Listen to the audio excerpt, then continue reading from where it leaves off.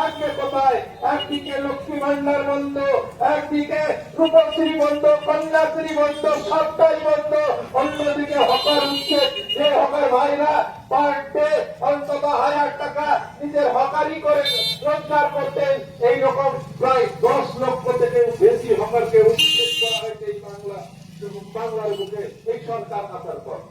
আজকে আমাদের এই বিক্ষোভ কর্মসূচি আমরা আমাদের দেখতে দেখতে ঠিক আছে, আমার পার্টি অফিসে রং করে দিয়েছে, চলো ঠিক আছে, আমার পার্টি অফিসে তালা ঝুলিয়ে দিয়েছে, আমার ওই অমুক ছেলেটাকে মেরেছে, ওর বাড়িতে হামলা করেছে, সবটাই আমরা বরদাস্ত করে নিচ্ছিলাম।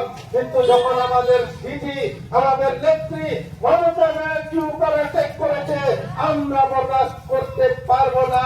তার জন্যই আজ সারা বাংলা জুড়ে এই যে বিক্ষোভ কর্মসূচি গতকালকেও হয়েছে, আজকেও চলছে বিক্ষোভ কর্মসূচি। শুধু এই বিক্ষোভ কর্মসূচি নয়, এই বিক্ষোভের মাধ্যমে সমস্ত ভারতীয় জনতা পার্টি ক্যাডারদেরকে বুঝিয়ে দিতে চাই যে আমরা হেরেছি, মরে যাইনি, বেঁচে আছি, আমরা হাঁটতে পারি।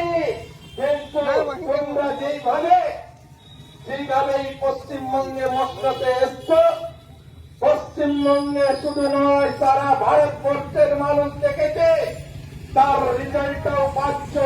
পশ্চিমবঙ্গে হয়তো তুমি সরকারে চলে আসছো, তার বিনিময়ে তার পর দিন থেকে গোটা